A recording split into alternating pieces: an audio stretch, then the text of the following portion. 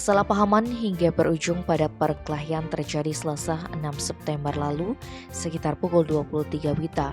Selisih paham terjadi di KP Kamiu, Desa Bakti Seraga, Kecamatan Buleleng.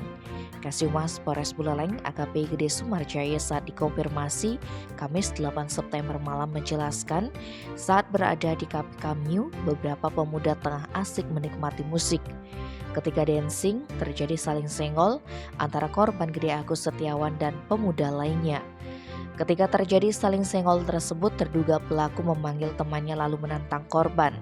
Saat itu korban dan terduga pelaku yang belum diketahui identitasnya dapat dilerai dan dikeluarkan dari KP Kamiu oleh salah seorang bernama Bobo. Peleraian yang dilakukan Bobo ternyata tidak memutus permasalahan saling senggol saat di kafe. Sesampainya di depan RSU Paramasi di Singaraja, korban Agus dihadang oleh pelaku.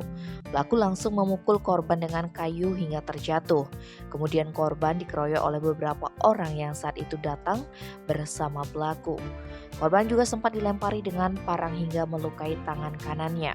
Merasa tidak seimbang, korban Agus terbangun dan berhasil melarikan diri dengan berboncengan bersama temannya yang bernama Petek.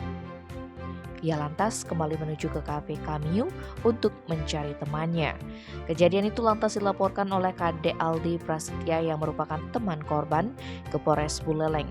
Satreskrim Polres Buleleng kini tengah melakukan penyelidikan terhadap pelaku serta motif perkelahian tersebut. Tim Bali Express melaporkan.